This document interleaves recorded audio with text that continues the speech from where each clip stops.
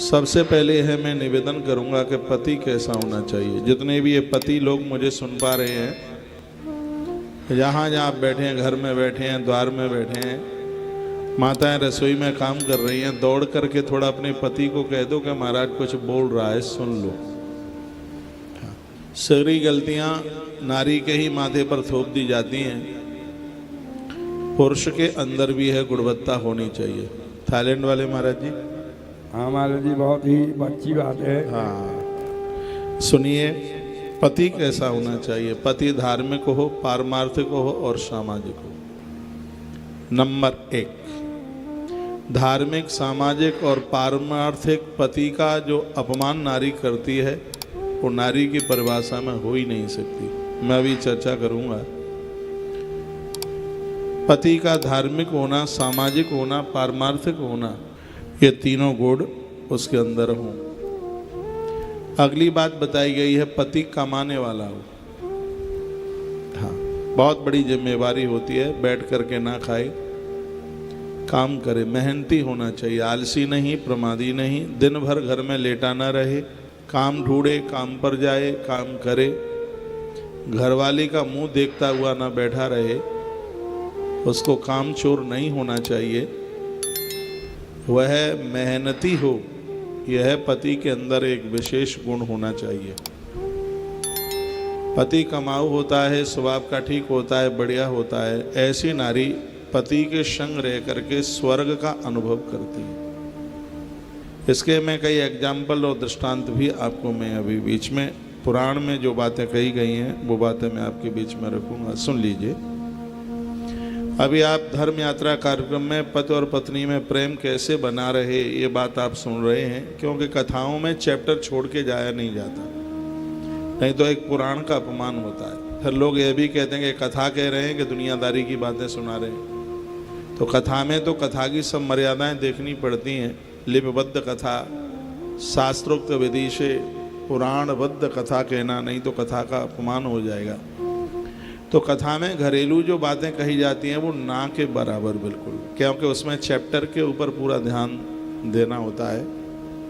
तो उसके लिए हमने धर्म यात्रा के लिए एक बड़ा अच्छा सा समय निकाल लिया है। 9 बजे, 9 सवा 9 बजे कार्यक्रम आरंभ हो जाता है, लगभग पौने 10 बजे तक तो चलता ही है। और यह आधा पौन घंटे का जो कार्यक्रम है वो हमें बहुत आनंद दे देगा। आज हम पति और पत्नी की बात कर रहे हैं, कल हम बेटों की भी बात करेंगे। उनका भी कोई धर्म है, माता पिता के प्रति उनका भी कोई कर्तव्य है, वह भी आप सुनेंगे। तो पति का एक गुण है, वह है कमाने वाला हो। हाँ, ऋण मुक्त उसका जीवन हो, कर्जा लेकर के चूल्हा जलाने वाला ना हो। ठीक है। अगली बात कही गई है, पहली बात कही गई थी वो धार्मिक हो, अगली बात कही गई है वो साहसी हो, अगली बात कही गई है वो सूरवीर हो, अगली बात कही गई है अच्छी तरह भोजन करने वाला हो, अगली बात कही गई है उसके अंदर कोई व्यसन न हो, और अगली बात कही गई है वो सुंदर हो, और अगली बात कही गई है वो मातृ पितृ भक्त हो। ये बात तो शायद बहनों को अच्छी नहीं लगेगी। पति तो ऐसा हो कि मातृ पितृ, आपके माता पिता के लिए नहीं कह रहा हूँ, आपके सास ससुर के लिए बोल रहा हूँ। आपके सास ससुर को मानने वाला, पूजने वाला ये हो, मातृ पितृ भक्त हो। एक इसमें एग्जाम्पल देख लीजिए आप, अच्छा लगेगा आपको सुन के। हर नारी चाहती है कि मेरा पति झूठ न बोले। चाहती हो कि नहीं? हाँ, झूठ न बोले। तो भगवान प्रभु श्री राम जी ने ब्रह्म वैवर्त पुराण में कथा आती है, मैं वहीं से आपको सुनाई देता हूँ। प्रभु श्री राम जी ने, आचार्य जी, अपनी छाया से सीता बना करके तैयार की।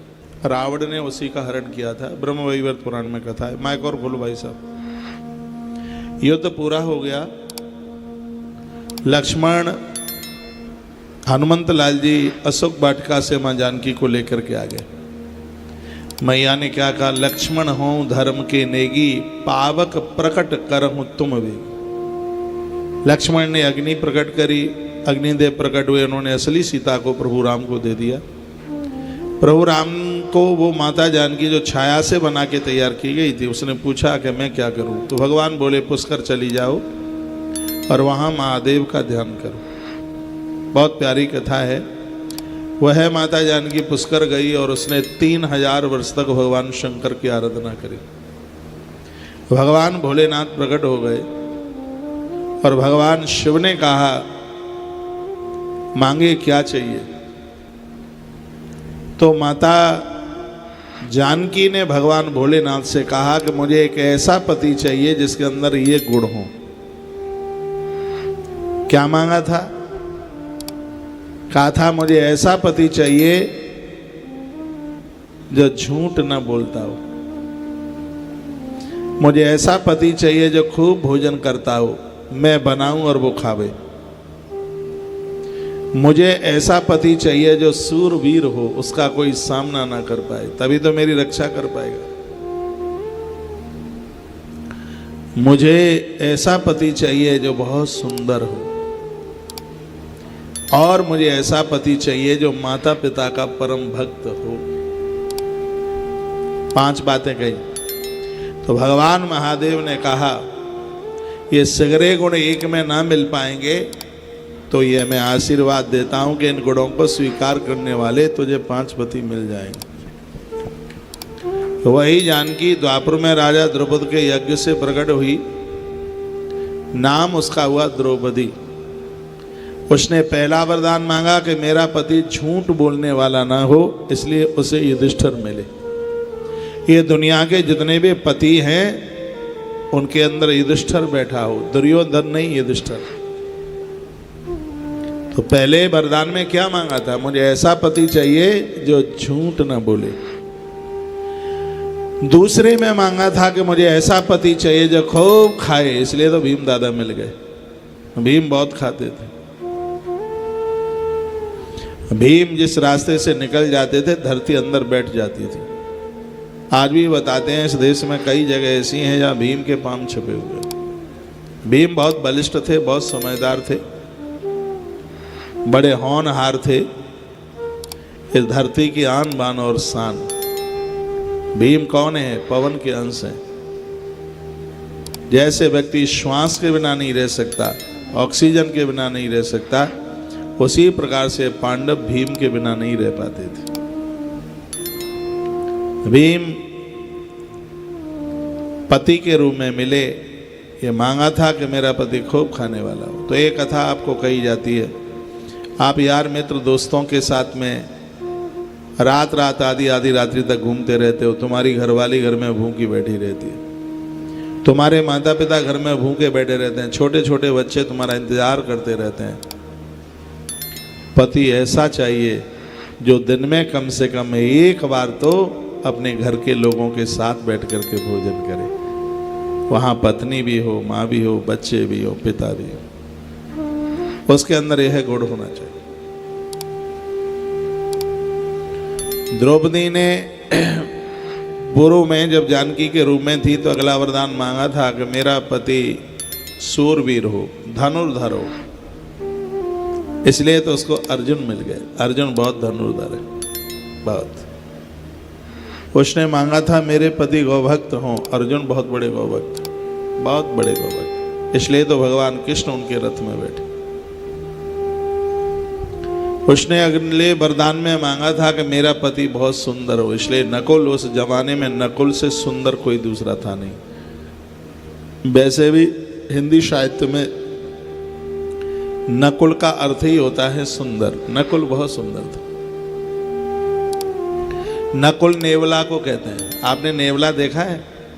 नेवला का मुंह कितना सुंदर होता है, छोटा सा होता है, इतना सा। नेवला बहुत सुंदर होता है। तो हर नारी चाहती है कि मेरा पति सुंदर हो, और मैं बराबर कहता भी हूं कि सिर्फ धन पैसा मन देखिए, बिटिया के लिए वर ऐसा देखिए कि तुम्हारे 100 रिश्तेदारों में अलग से दम के